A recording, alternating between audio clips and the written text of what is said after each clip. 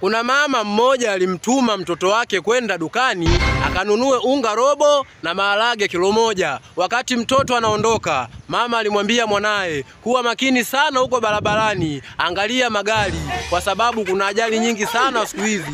Mtoto akajibu haya. Huyo akaondoka kwenda dukani. Baada ya masaa mawili kupita, mama akashtuka, mbona mtoto arudi? Amepotea au anacheza njiani? Mama akaamua kumuita mtoto wa jirani, akamtuma, nenda kamwangalie mwenzako, nimemtuma muda mrefu sana na hajarudi. Wakati ule mtoto anaondoka wa jirani, mama akamsisitiza tena, kuwa makini huko barabarani, kuna ajali sana, huo unaangalia magari. Mtoto wa jirani akasema sawa, huyo akaondoka. Baada ya masaa matatu kupita, mama akaona mbona hawa watoto hawarudi, akaamua kuwafuata huko dukani. Ameenda dukani, kabla hajavuka barabara, akaona wale watoto wawili wamesimama sehemu moja wanaangalia barabara. Akawafuata na kuwauliza, nyewe wapuuzi, mnafanya nini hapa? Mtoto wake akamjibu, tunaangalia magari. Mama akasema hii hatari. Yaani kweli kabisa mimi nimewatuma dukani, nyewe mmekuja kuangalia magari. Mtoto wa jirani akamjibu, hivi ndo tulikuwa tunasubiri ajali hizo zitokee ndo turudi nyumbani. Hailiki mpaka ichemke. Mama sikanunua utumbo, haitakiwi aogope nzi, kwa sababu hata kibogoyo akifa anaacha pengo maishani.